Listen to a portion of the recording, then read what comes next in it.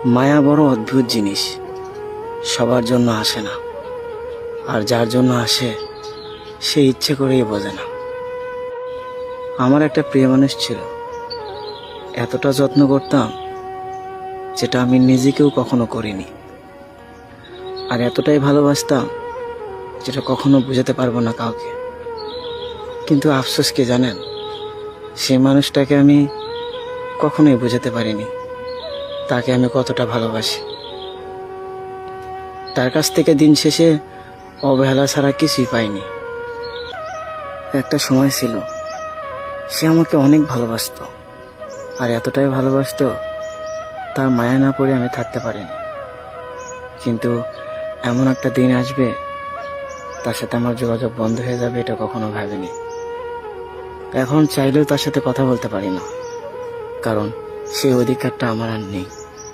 তারপরেও তাকে অনেক ভালোবাসি। ভালোবাসার মানুষকে তো আর ভুলে থাকা যায় না।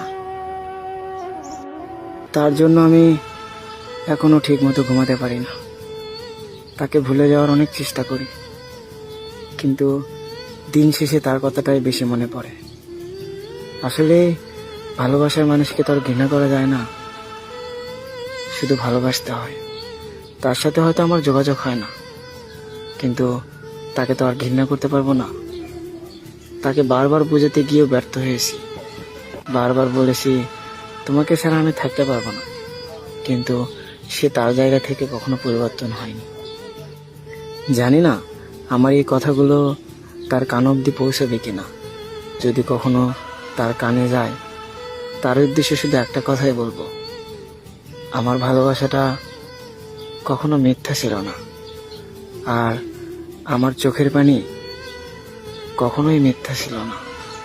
তার অবহেলাতে সারা দিন রাত শুধু কান্না করেছি।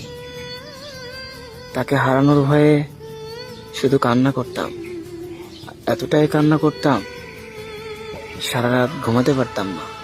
তারপরেও তাকে বোঝাতে পারিনি তাকে আমার লাগবে।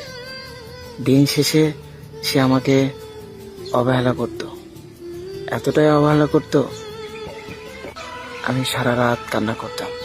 তারপরেও তাকে ভালোবাসি, তারপরেও তাকে কখনো ভুলতে পারবো না, কারণ তাকে এতটা ভালোবাসি যা আমি নিজেকেও বাসি না। তাকে আমি কখনো ভুলতে পারবো না। সে আমার জীবনে থাকলেও তাকে ভালোবাসি, না থাকলেও তাকে ভালোবাসি। শুধু একটা কথাই বলবো, তুমি ভালো থাকো। আর এতটা ভালো